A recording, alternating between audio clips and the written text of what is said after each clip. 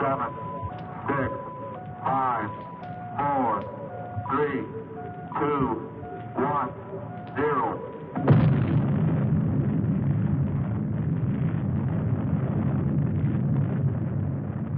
Since the splitting of the atom only a few decades ago, and through his God-given genius of science, man, at last, has succeeded in penetrating further and further into the unknown vastness of space.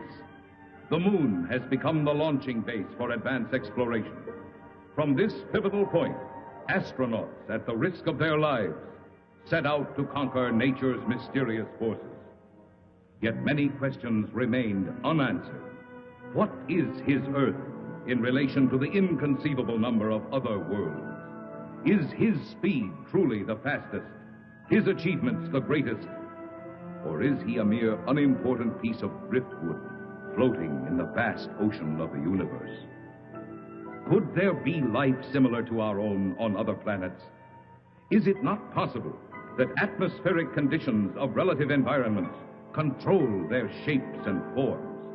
If so, would they be giants? Or could perhaps the opposite be true?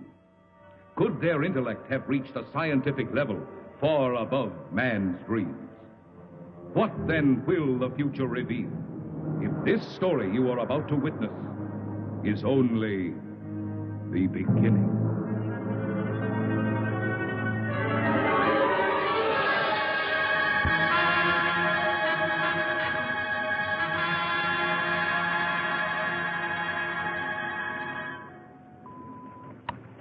Log entry, Pegasus 3, March 16th, 1980. Captain Leonard, pilot, Lieutenant Webb, navigator. This is the 7th and last day of Space Reconnaissance Research, Flight 361, from United States Air Force Lunar Base 1. We are 21,000 miles from base, bearing at 270 degrees, 23 minutes. Azimuth at plus 46 degrees, 46 degrees, 50 minutes, ecliptic. On routine successive approximation by trajectory computer using data from the Space Position Recorder. It's quiet and lonely out here. And frankly, we'll be happy to get back to that dreary old moon.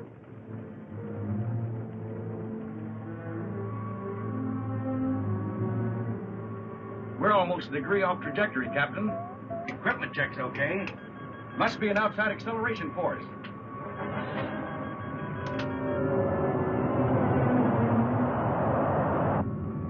Something approaching fast. I'm setting up auto-evasive pattern. A large planetoid object is on a direct collision course with us. We are under 11 G's exterior acceleration and have no control whatsoever.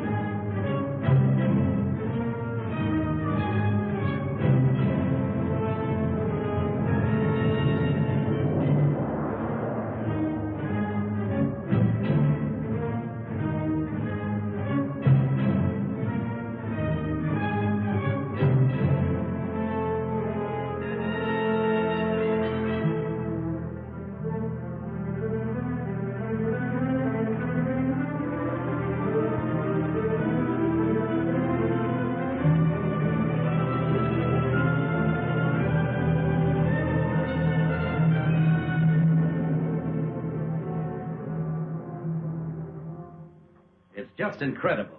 2 ships missing in less than a month. Nothing within thousands of miles of their position. And yet they crash into something that appears suddenly on our radar, big enough to be a planet. And then the next instant it disappears. It's against all theories of space. You get the same reports from bases 2 and 3? It appeared for a second or two, then vanished completely. A ship is on a routine flight. Controls, rockets, everything in order. And then all of a sudden... Yes? General Gibson for Colonel Lansfield from Earth Headquarters. Stand by. Colonel Lansfield. Lansfield, what's all the trouble up there? General, I can't tell you any more than what was in that report this morning. You're certain the rocket's crashed? I am. We have their last log entry through our recording reproduction unit. Now, General, I've listened to it over and over.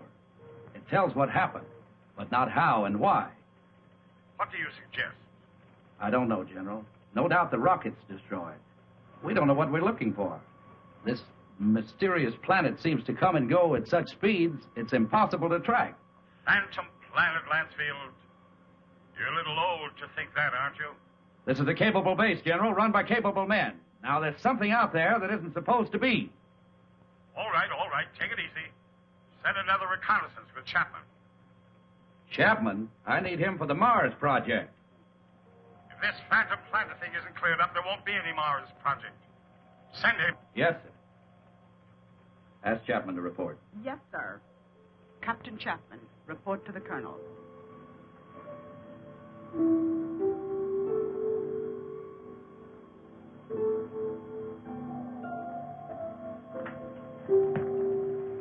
Sir, I've been testing the pressure equipment for the Mars project.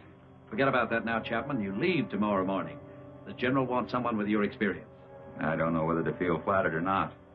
What exactly will I be looking for? A floating space monster? This is no joke, Frank. I wish it were. Sorry, sir. You know how rumors move around this base. Well, it's one of the things we hope that you'll dispel. Well, you're the colonel. I'll take a crack at anything once. And that's about all you'll get, Frank. One crack.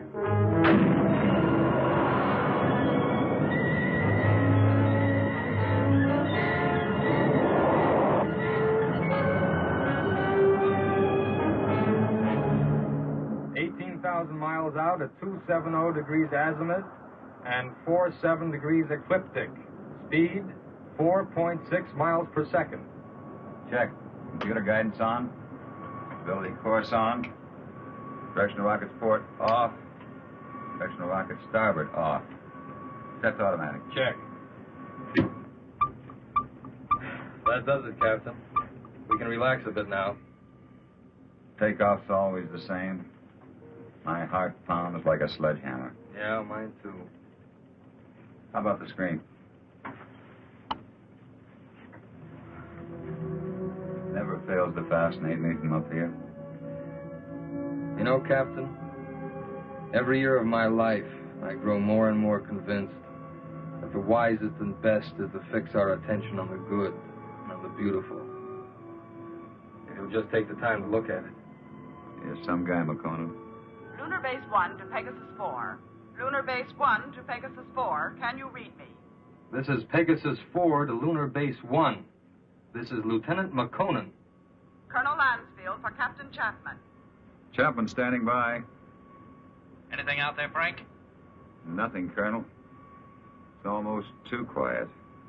Well, keep alert. And don't waver off your course 1 degree, unless you think you're on to something. And if you do get on to something, report at once. Yes, sir. Pegasus 4 to Lunar Base 1. Over. Out. I hope whatever was out there is gone now.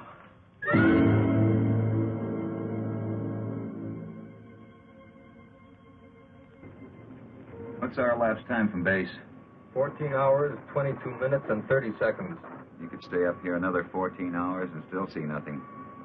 Even 1,400 hours. That's about all we can do, though. Are you sure we're still on course? Why? Well, I have an idea. Turn to 278 degrees azimuth. Hold 47 degrees ecliptic. Yes, sir.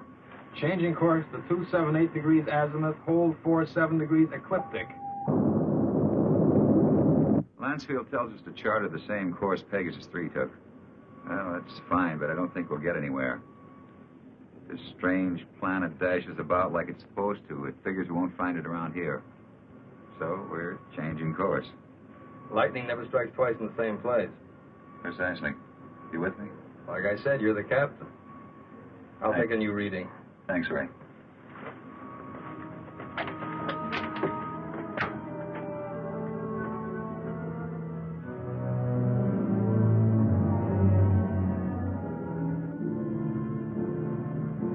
You could go nuts out here just waiting for something to happen.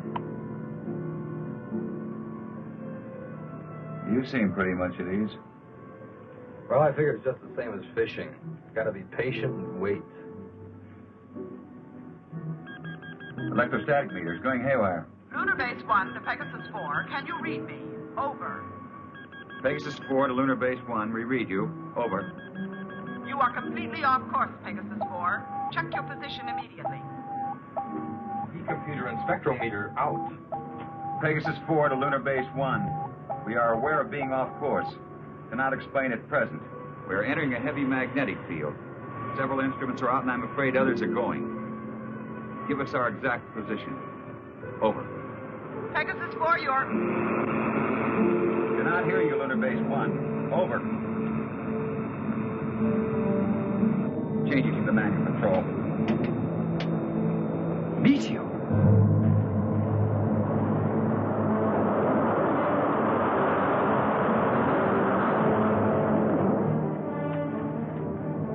Boy, that was close. Yeah, and I'm afraid it isn't over yet.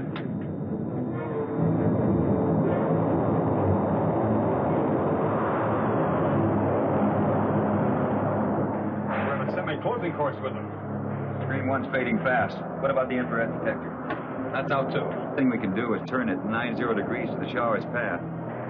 More meteors are coming. It's our only chance. That will be to 311 degrees azimuth and minus 12 degrees ecliptic.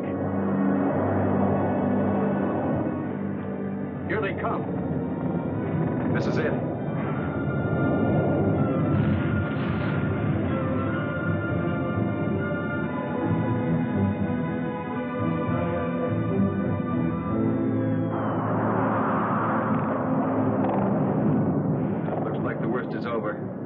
Of spots. Now, those are ionized trails. They'll persist for a while. Well, let's hope for no stragglers. With these instruments out, there won't be any way to tell if they're coming from another direction. The trick now is to get back to the moon. I think we'll make it. Yeah. Okay, Ray, let's go through a tight beat check. Right.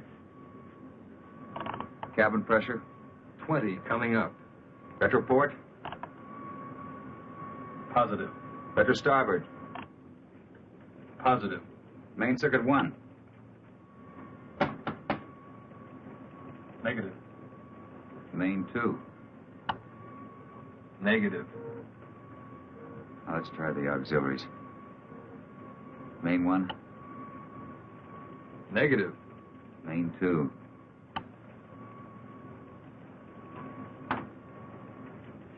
That's not in the circuits. No, the meteors must have smacked into the propulsion elements. Or feed lines. Yeah, we're lucky. Well, there's only one way to find out. Looks like it. You know, there's one thing sure. What's that? They knew what they were doing when they forced us to go through those space drills dozens of times. If I remember correctly, you had a different opinion. Hey, don't rub it in.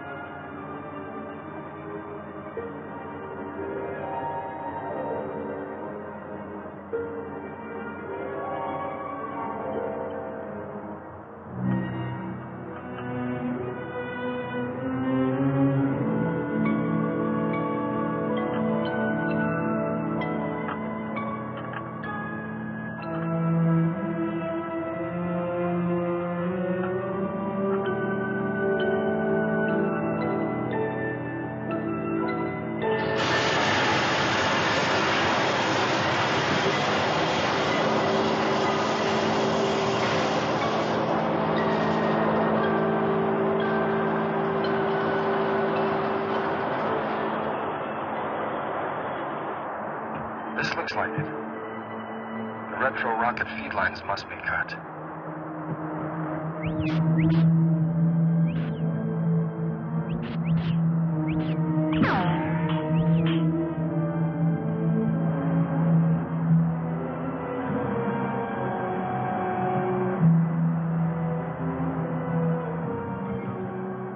Frank, your airline's broken. Frank!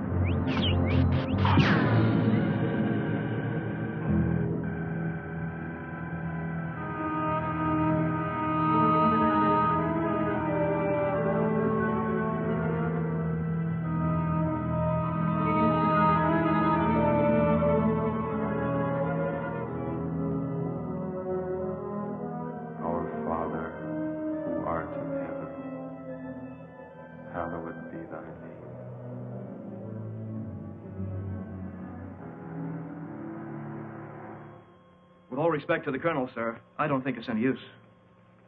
Keep working that radar and keep working it until we locate Chapman. Yes, sir. He's got to be out there somewhere. He just has to be.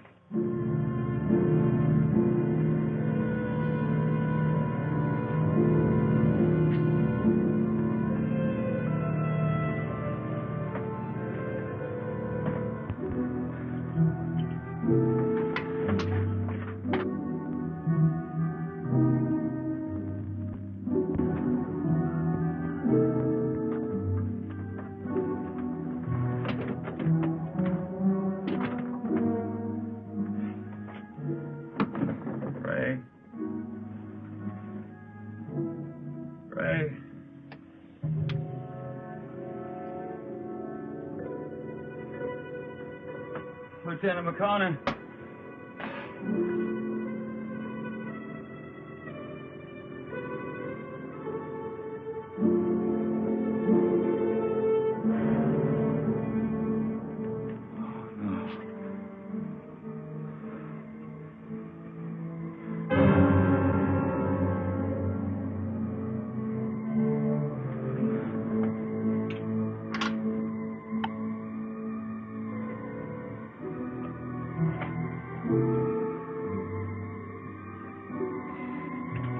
Captain Frank Chapman, pilot, Pegasus 4.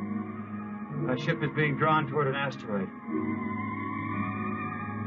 Instruments completely out of operation. Navigator Makonnen, lost. I cannot read my position. I'm going to try to land. I don't think I'll make it. If I do, I'll continue recording.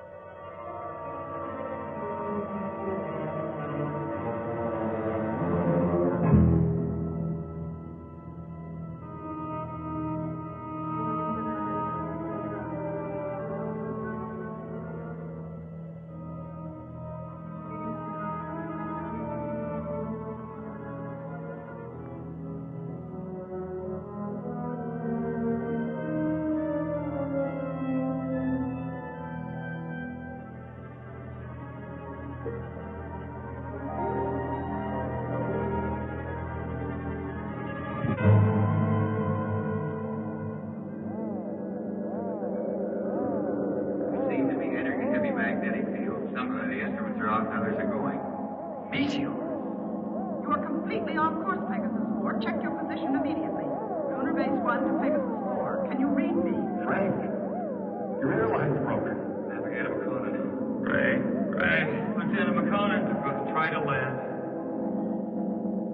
What exactly will I be looking for? A floating space monster? No joke, Chapman. I wish it were.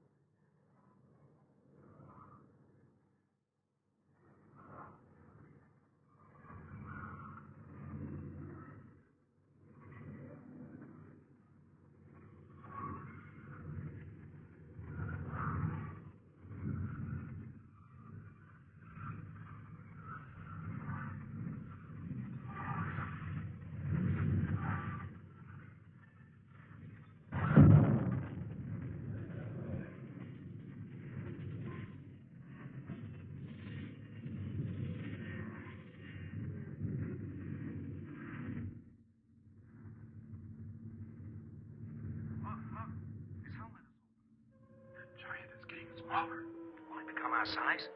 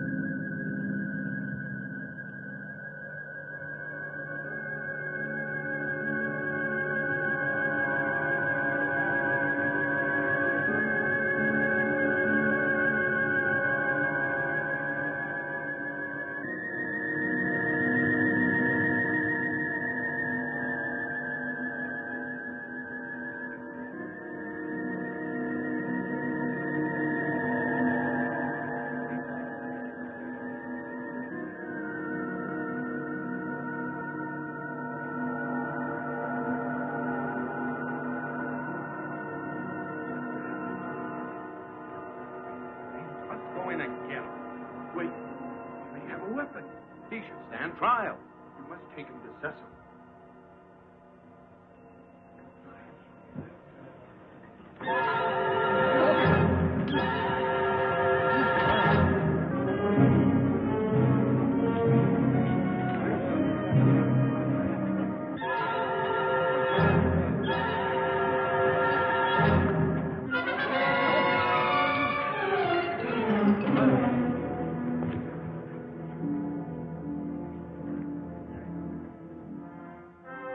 We will begin the trial. Yes, Cecil.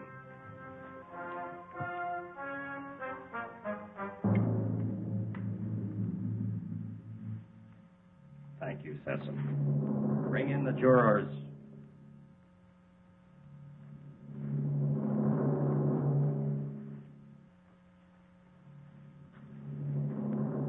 Will Ipsilata step forward?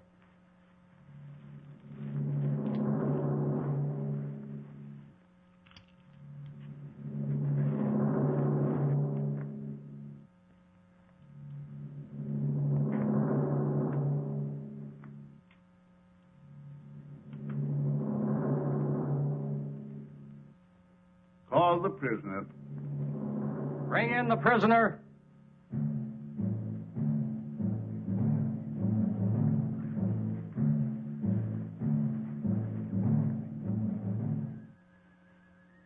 Stand here, in front of our leader and our judge.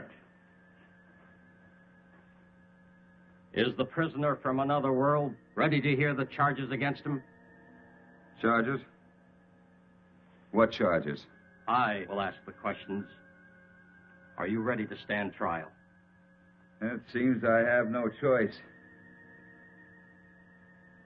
First, I want to know what I'm charged with. We'll let you know in time. What are you called? Chapman. Frank Chapman.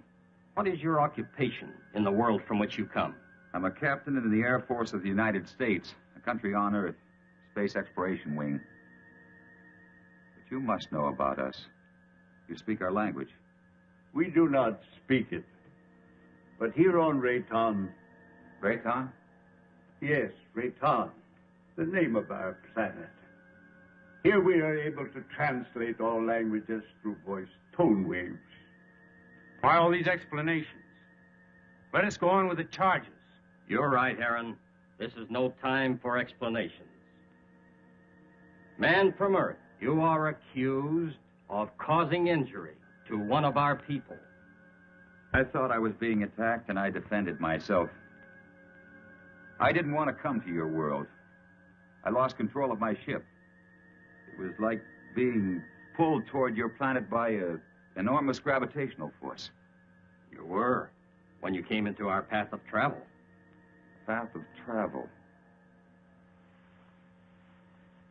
Phantom planet. We managed just in time to control your landing by releasing the pressure in our space warp. I don't understand. There are many things you will not understand here. Maybe in time you shall. In time? That is correct. The jury will now vote and find you guilty or not guilty for inflicting injury on a Rayton man.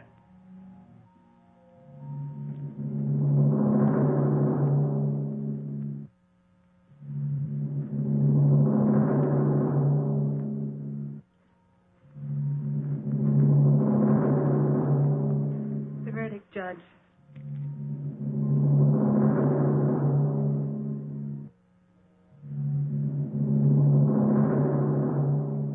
Find you guilty as charged. You are now a free subject of Rayton. The jury is dismissed. That is all. You are now a free subject of Rayton. That is not all. Listen, I don't know what kind of a place this is, but you must have some kind of law here. This planet pulled me to it. I didn't come here by choice. But being here, you cannot be permitted to leave. We must keep our security at any cost. So, I must pronounce you guilty. No penalties will be lodged against you. But you must become a subject of Rayton.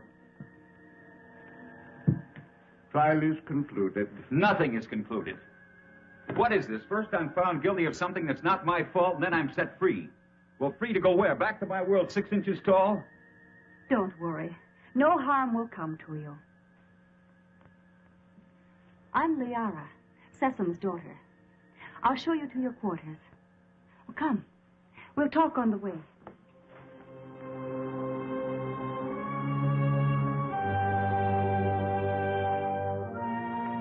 What has happened to me? You mean your size? Well, our atmosphere, together with some acceleration from our gravitational control, has reduced you to normal. Normal? Normal for us. You see, everything here is in proportion to our planet's size. We know several worlds that have creatures larger or smaller according to the size of their world. Do you feel any different? No, but it's not exactly funny to think that someone on Earth could carry me about in their pocket. Oh, that would never happen. The oxygen in your atmosphere would restore you immediately to your regular size. But either way, it wouldn't matter. You'll never see your world again.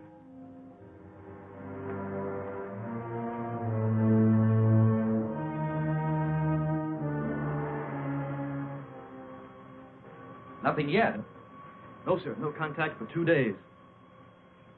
I'll wait another 24 hours. Then, with or without orders, I'm sending out a search party. You wanted to see me? Yes. Will you excuse me?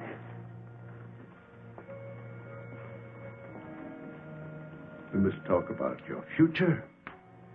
Your future on Rayton. My future on Rayton? I want to talk about getting back to my world, back to Earth. I'm afraid that is impossible. You might as well accept your fate of being one of us.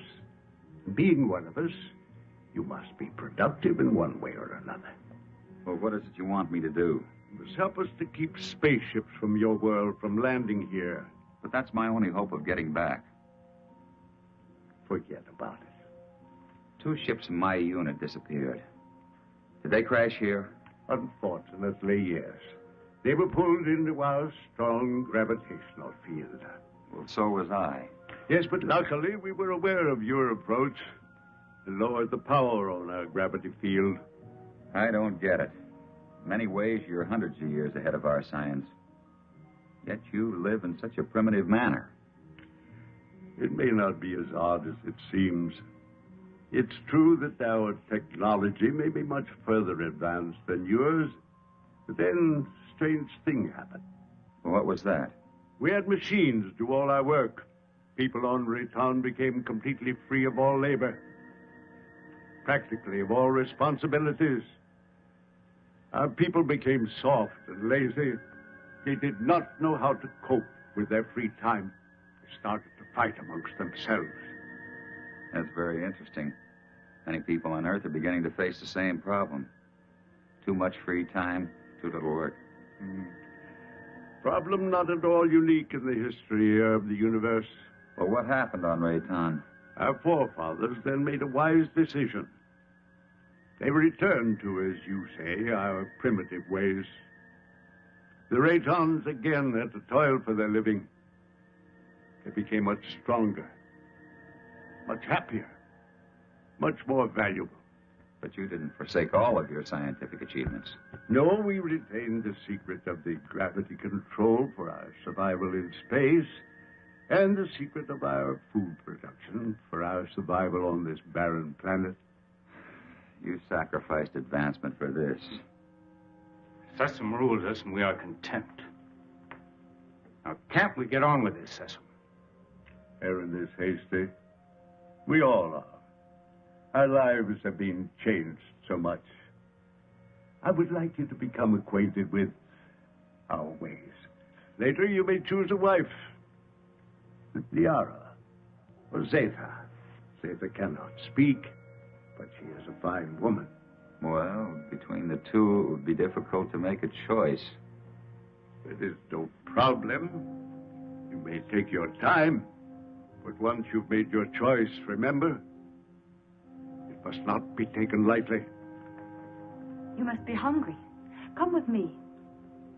Liara, go now and learn our ways, and perhaps you may help us with our problems. You can decide about this later. Now you need to eat and rest.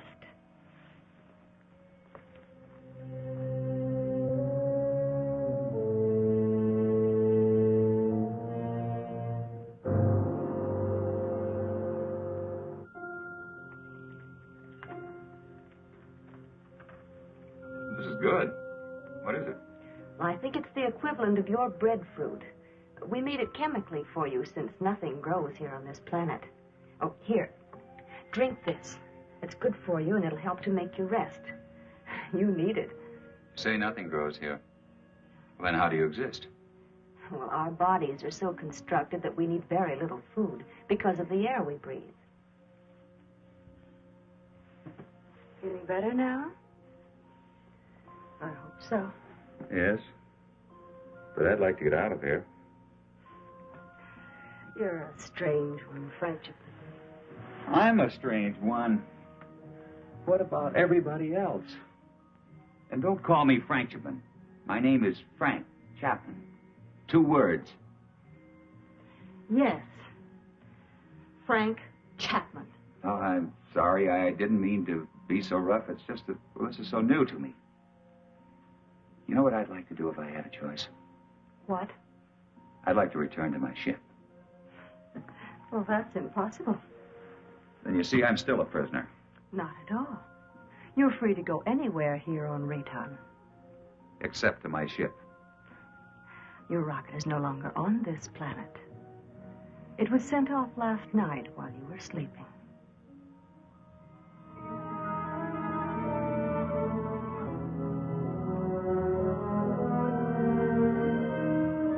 I cannot read my position. I'm going to try to land. I don't think I'll make it. If I do, I'll continue recording.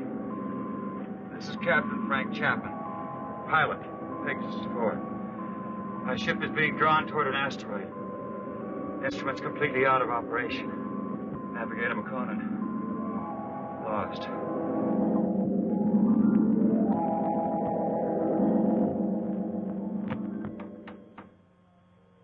Sir, unidentified object on screen. This must be Chapman's ship, Colonel. Certainly has all the indications and all the characteristics of a spaceship. And no other unit of ours is scheduled for flight in this area. Any contact? None, Colonel. Just static. His auto-emergency transmitter should be on full blast. I'm tuned to all Pegasus frequencies, sir. So are the automatic relays on Earth. Good. This must be Chapman's ship. What else can it be? Captain Beecher and Lieutenant White are to report to the briefing room immediately and stand by for takeoff. Now report immediately any news or anything unusual on your radio and radar relays. Yes, Colonel.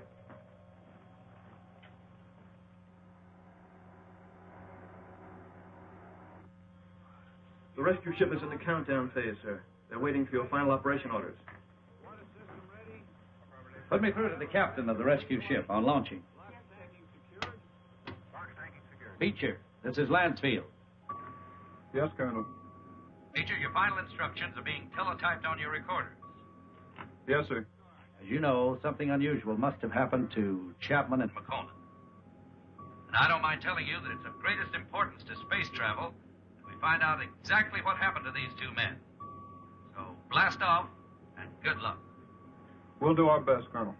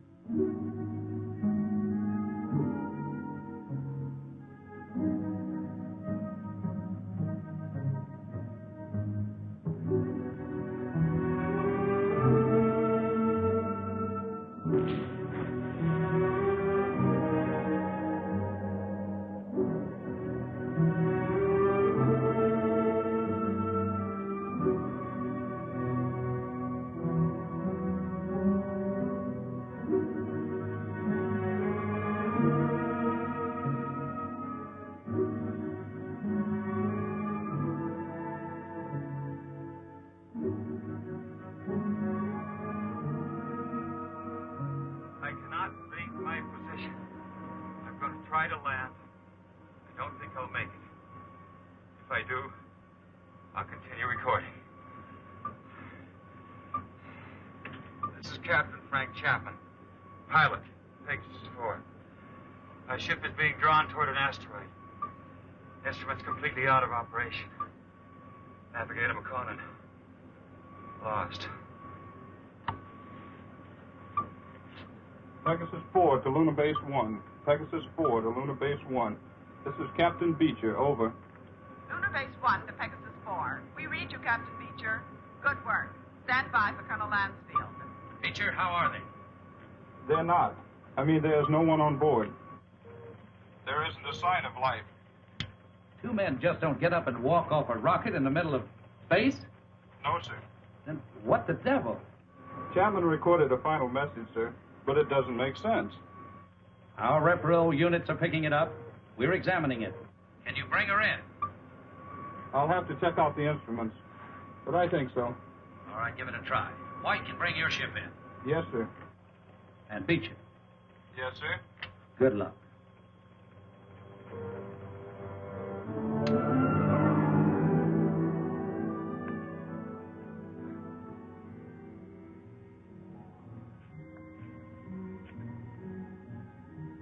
I can't work under these conditions.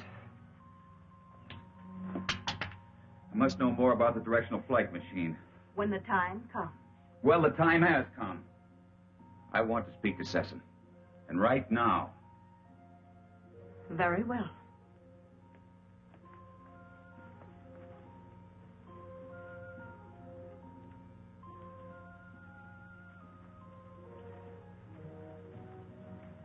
Father, Frank Chapman wishes to speak with you.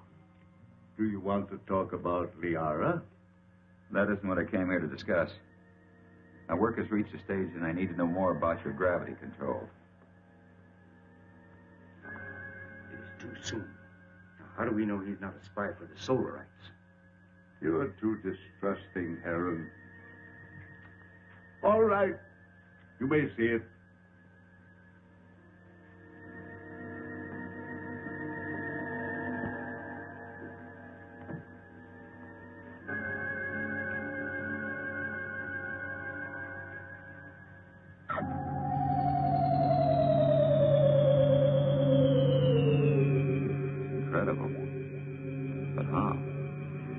The density of our planet made it possible for us to advance gravity and therefore anti-gravity theories. It's beyond me. Einstein was working on this problem, but he died before he could complete his investigations. What causes Rayton's high density? The atoms on this planet have narrower electronic orbits than the atoms on most other planets. The smaller they become, the easier it is for us to control and take advantage of positive and negative gravity. But why is Rayton getting smaller? This planet is slowly using up the energy that holds the atomic particles together. You mean you might disintegrate into nothing? Yes, someday. But it will not be in our time. Well, I guess it's the same as on Earth. We don't seem to worry that our sun might be cooling off in many millions of years. The danger for us is that sudden bursts of concentrated heat directed on our Rayton might suddenly speed up the process of time. You think that's possible? And we have enemies who want our knowledge of gravity and who know our weakness. You're expecting an attack? When you have enemies, you always expect an attack.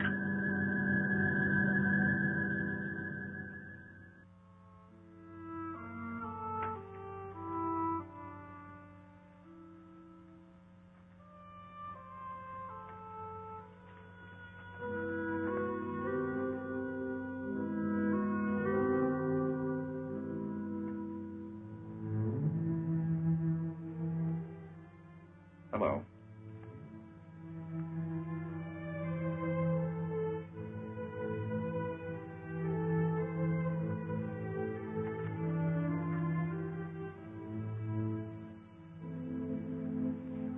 I'm going to take a walk. Could you join me? Come on.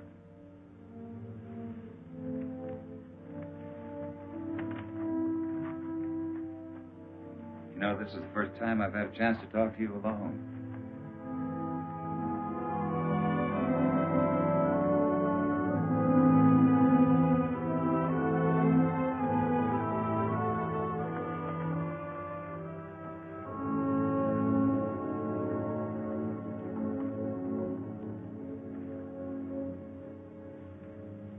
How is it you're more different than the others? I don't mean you're sour inside. I mean, you're warmer, more sensitive. That wasn't really a question, because I know you can't answer. I just wanted you to know how I feel. Strange world. I don't want to hurt Liara. You don't either, do you? I like you.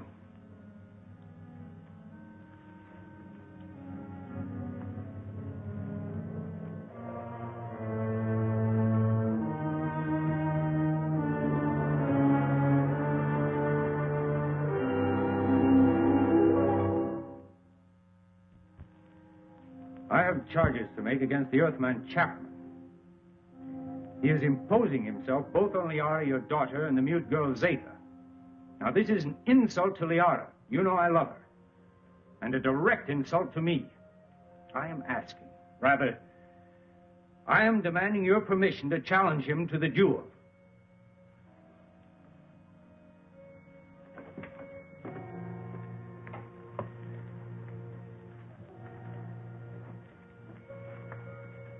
You sent for me? Yes. I have reports about you that are not good. That you're causing much trouble. What am I supposed to have done now? You are forcing your attentions on Liara, and then on the mute girl Zeta. That's not true. Why don't you ask them? He lies. Silence. Is it true? Has he forced himself or his attentions upon you? Why would she admit it? Perhaps she's afraid of him. Being mute, she's unable to defend herself. Maybe she's protecting me. Listen, I'm not going to be put on trial or questioned by you or anyone else for something I haven't done. You know, buddy, I don't like you. Maybe it's a carryover from Earth and not good taste, but I'd like to hang one on you. Chapman, Harron has challenged you to the duel of Rayton. Do you accept his challenge? A duel for what? What kind of a duel? This guy doesn't look very honest to me. A duel of bravery. You know, Mr. Sesson, maybe this duel business is a good idea. Might clear the air a little. So how do we go about it?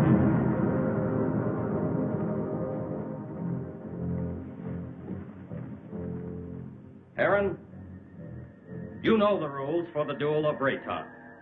But for him, I'll have to explain and show the results. Chapman, come here. Those are gravity plates that we've had placed here. Their intensity is so high that any object or any person placed on any one of them would immediately disintegrate. Here, let me show you.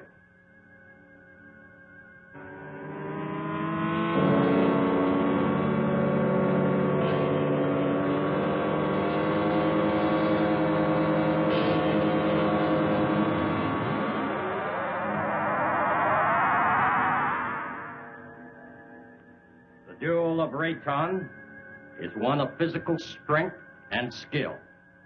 You will use this rod and attempt to push your opponent on top of one of the gravity plates. You saw what happened to the rock.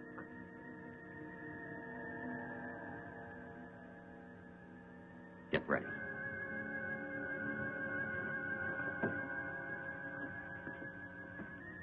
Put the combat rod in position.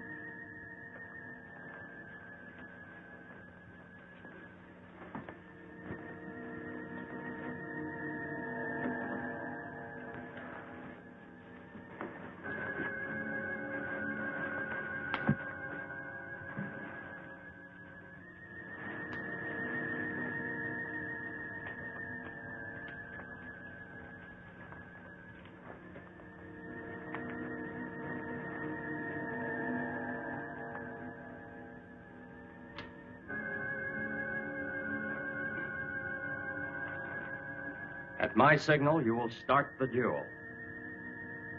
There can be no quarter called and no quarter given. The fate of the victim is in the hands of the victor. The moment has come. At my light signal, you will proceed.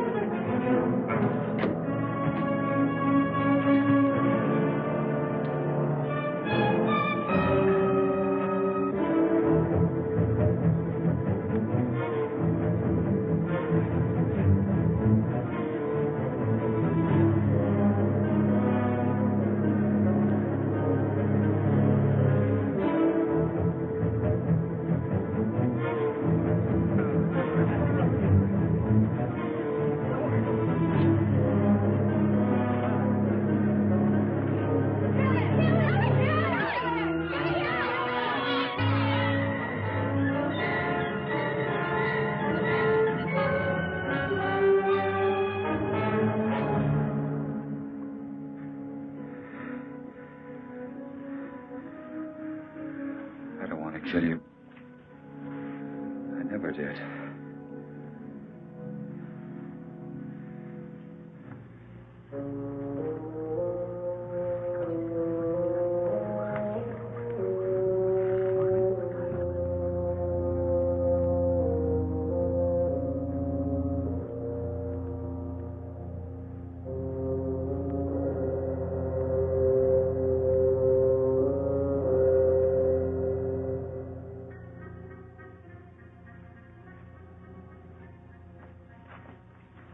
Why didn't you kill him? I didn't want to. I don't believe in it. In this case, killing him would have accomplished nothing. But Heron wouldn't have shown you mercy. He'd have killed you because he wants me. But I don't love him. I love you. If you'd felt anything for either one of us, you could have stopped this duel. What? You know what I think? I think you were waiting to see which one of us won and then take the one that was left over. What? No, Liara, I don't love you. I don't even know if I like you. But let me tell you this. You can't make someone love you.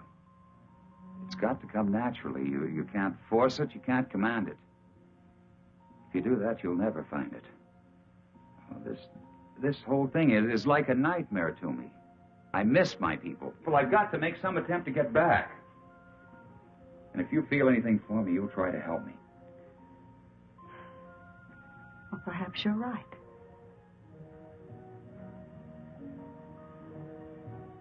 Maybe I can help you.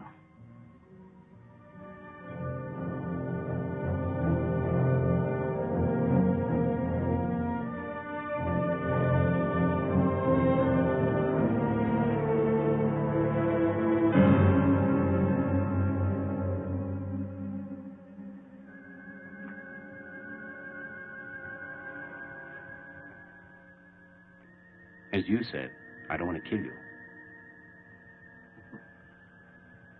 No, I think I could understand your somewhat quaint language if I were on your Earth a little. Well, why don't you kill me? You didn't kill me. You had the chance. Well, what about the knife? This isn't exactly what I'd call a friendly visit.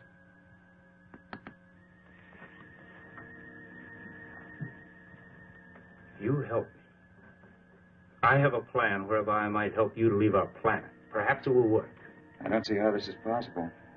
What about my size? I inspected your giant suit. And the oxygen tank holds air from your own world. Now, isn't that right? Yes, of course, but why? No, never mind that. It's not important. You see, the whole plan is based on the theory that your people are searching for you. Now, I must get you back before they attempt to find you here. I know they've been searching and will eventually zero in on this planet. I think I can get you back in time. Yes, but you're doing this because of Liara, aren't you? Yes, I am. I'm in love with her. I don't think she loves me yet, but perhaps with you gone, she will see things in a more realistic light in time. Well, how can we get my suit into the open? I have some men I can trust. Incessant? No. You must never know. Otherwise, we both will be put to death. 2 nights a week, I'm alone. In complete charge of the master control center. Can one man handle it? Yes. And on one of those nights in the near future, while Sesame's sleeping, I will maneuver Raytown within a distance of your Earth's moon. You think they'll be able to see us? Precisely. They will investigate and find you.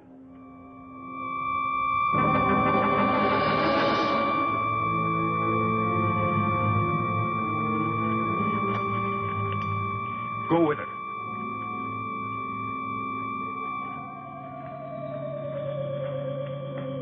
What is this? What's happening? The siren means we're being attacked. Attacked by whom?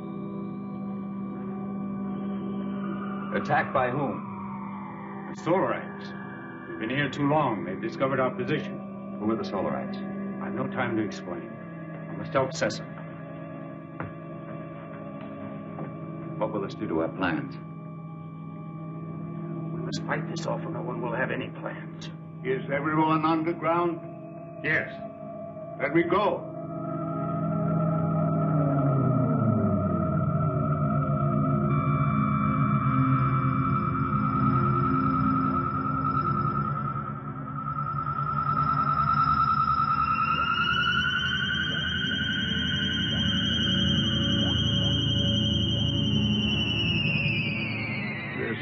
the moment. I fear they won't give up so easily. Safe for the moment? Well, who are these Solarites, anyhow? They're from a sun satellite. For generations, they've been after our universal gravity control because they want to avoid being pulled into the sun. If we don't stop them, they'll eventually attack your Earth. Liara, show him the prisoner. Prisoner? Come.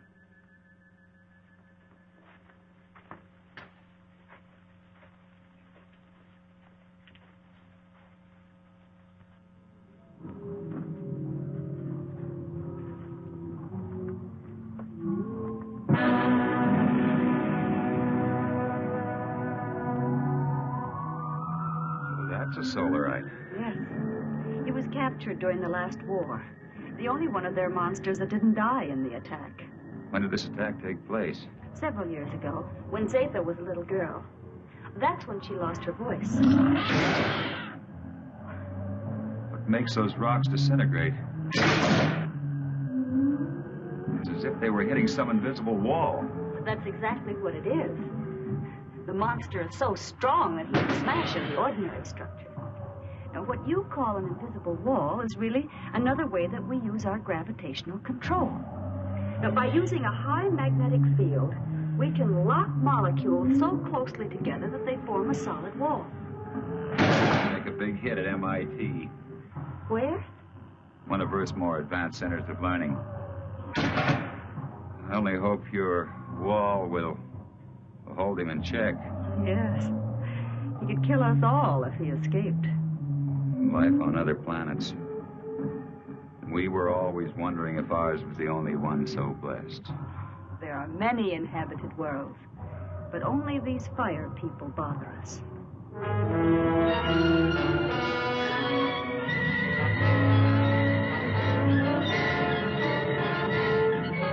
We have been sighted by the enemy. They are forming a concentrated attack, pattern 6, vernier index 1-2. 6? They never attacked on that one before.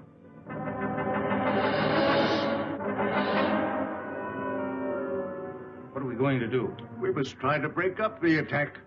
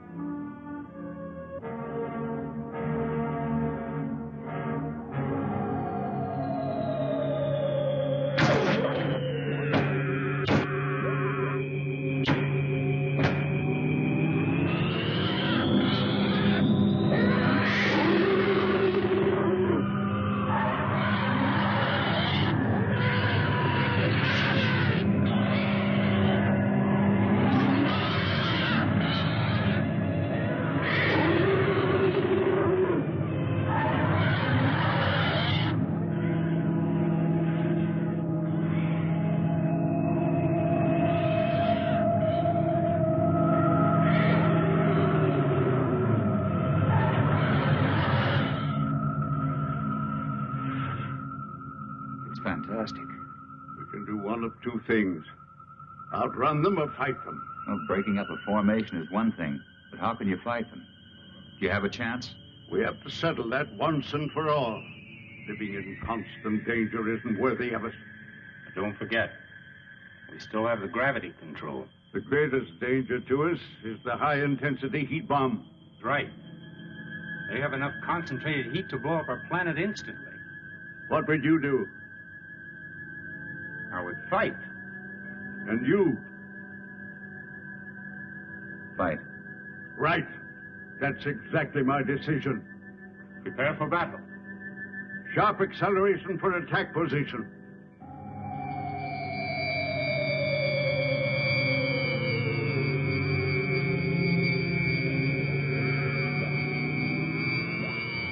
Maneuver so that we face the enemy when they attack.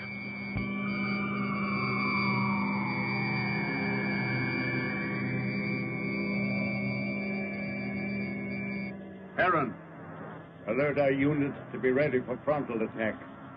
All units, prepare for frontal attack.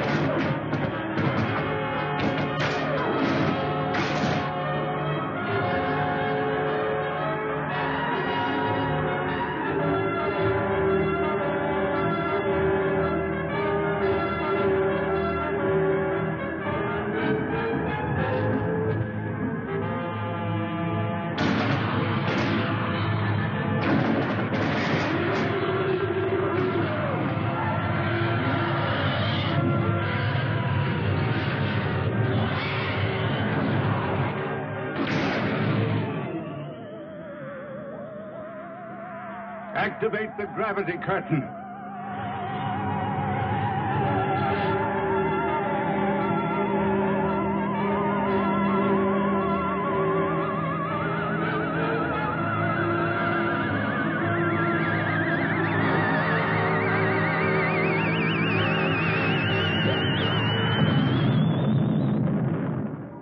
Oh, it was a magnificent victory.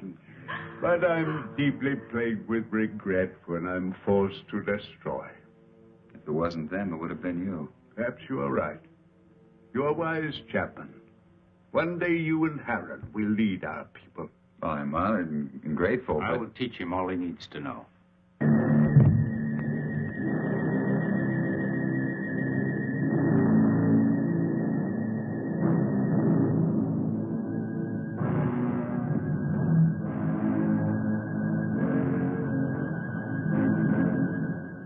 Where's Zeta? She went to sleep early. Sleep? I'm very tired. Perhaps the battle was too much of a strain on me. Good night. Good Sleep night, well, Father. Cecil.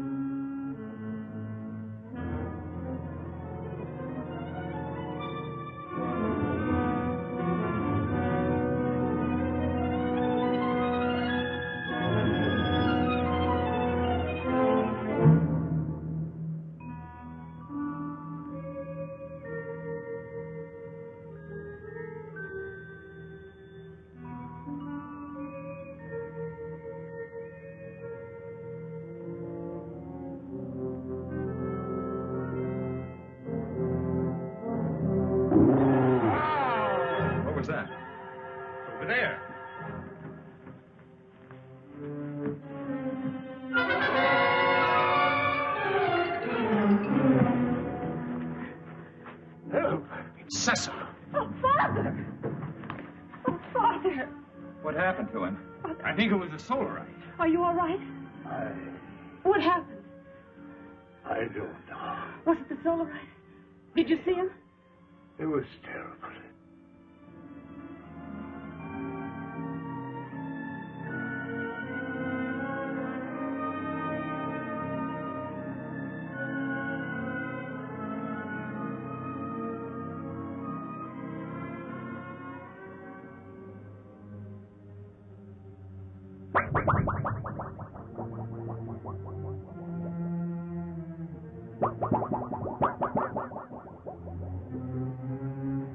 I'm going to control room. No, you stay with Liara. Chapman, Yes? go through that corridor. It's shorter. Hi. But be careful. Oh, Heron.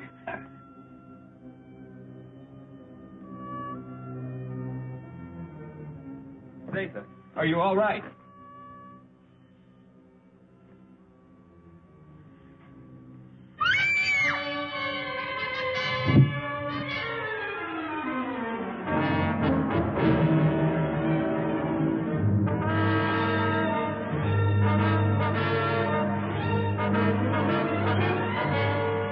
Hey, watch the plates.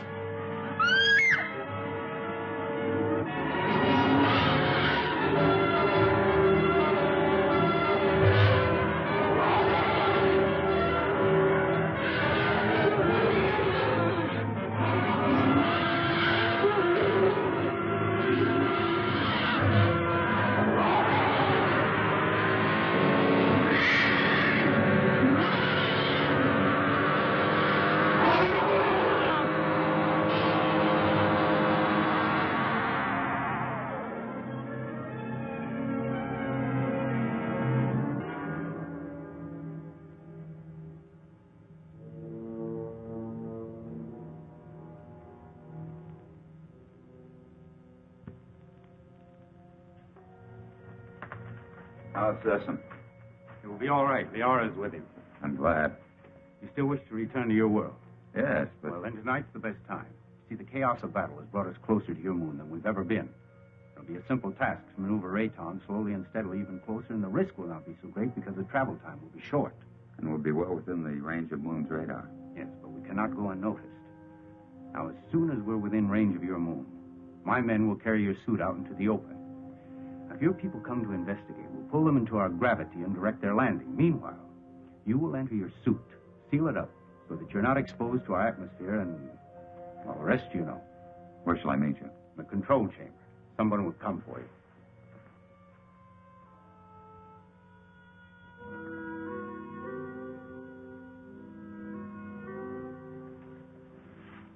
Zeta. It's you. Yes, Frank Chapman. But you can talk. From my fright when I thought you were going to be killed, something happened. And after I screamed, I found I was able to speak. Zeta. I have many things to say to you, Frank Chapman. It's so wonderful you being able to talk. And I have so many things to say to you. Oh, everything has been terrible. You're so lovely. You have such an adorable little face.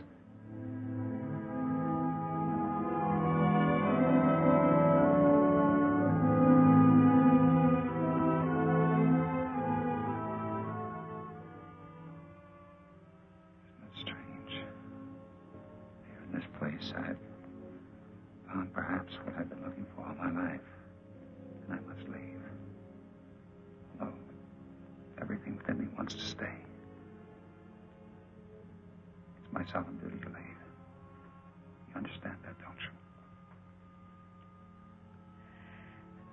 Frank Chapman, I've been in love with you since the first time I saw you. And I've never been able to speak a word of it until now. As I know, my love for you is so strong. So I also know that you will leave. I must leave.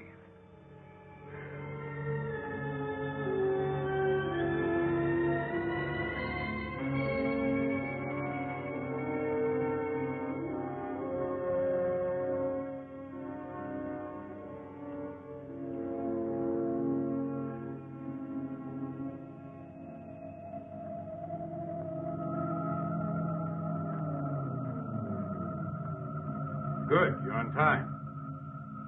Here we go. Another hour and we shall be close enough for you to be found.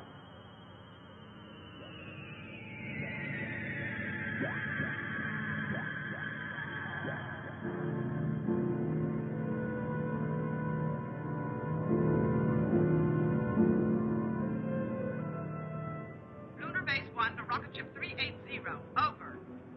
This is Rocket Ship 380 to Lunar Base 1. Over. Radar has just picked up a giant asteroid. Identity unknown. Cannot find any record of it in the space charts. The Phantom Planet. Give us exact position of asteroid. 9 degrees in northern cluster field, and I have an order from Colonel Lansfield. You are to land on this asteroid and send White to investigate. I hope you will find happiness back with your people. You would be my happiness. Here or there. Frank Chapman, please. You must take the stone. It will be a good luck charm. Hold on to it. It will help you to go back safely to your people. Keep it. And remember my love. Yes, Zeta. I'll keep it forever. Just confirmed it. A rocket similar to yours is heading in our direction. I hope it won't crash. Don't worry. I have the best men on gravitation control. And I have another man who's coming to help me turn on the oxygen tanks as soon as you're in your suit. Thank you, Han. You know, we've become friends here. Good friends. We would have become friends anywhere. Your planet or my Earth. I wish you and Liara much happiness.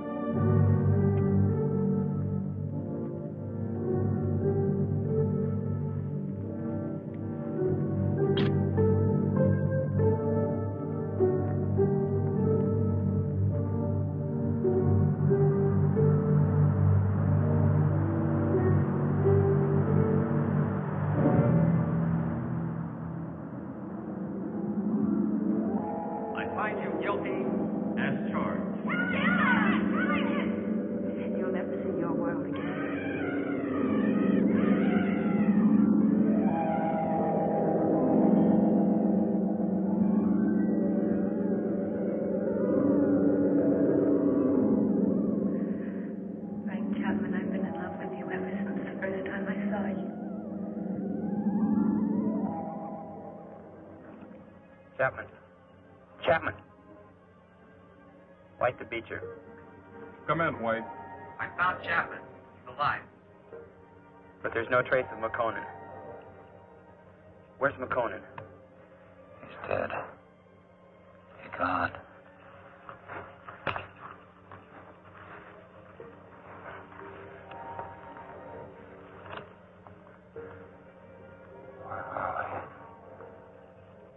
Where are they? Where are the others? Where's who? Zeta. What are you talking about? Jason. Helen. Come on, let's get back to the ship.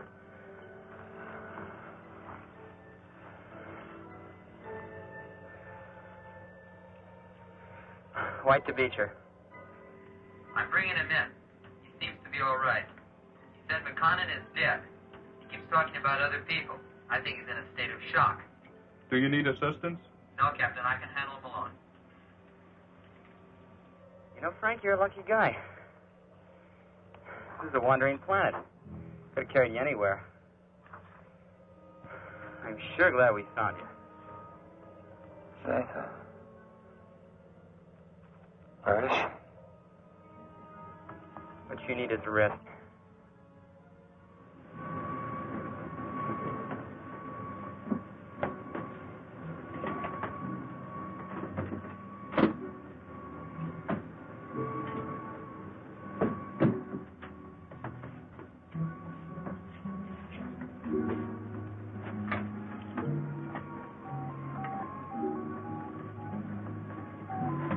Prepare for immediate takeoff.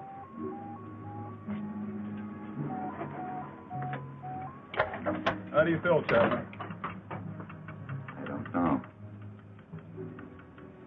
I don't understand. It's unbelievable. We'll get you back to Moon Base for a thorough examination. Do you think you're hurt? I don't think so. You must have been knocked out for quite a while. I must have been dreaming. Quite possible you were delirious. The shock of the crash landing of your ship. Ray's gone. But I just left Zeta and Heron.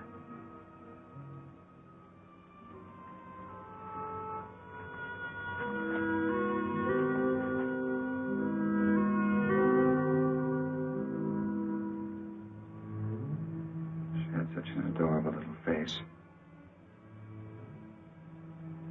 All rockets ready for firing. Stand by for countdown. The gravity of this planetoid is very strong. We'll need every bit of thrust for our takeoff. Don't worry. I know we're going to make it. Start your countdown. 10, 9, 8, 7, 6, 5, 4, 3, 2, 1, 0.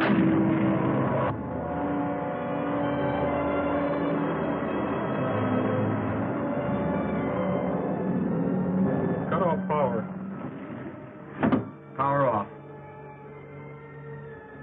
Rear screen. Rear screen.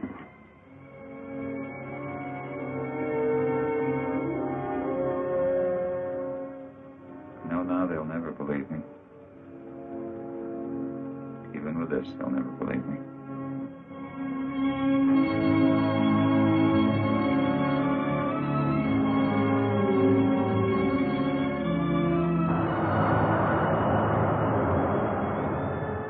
What then will the future reveal?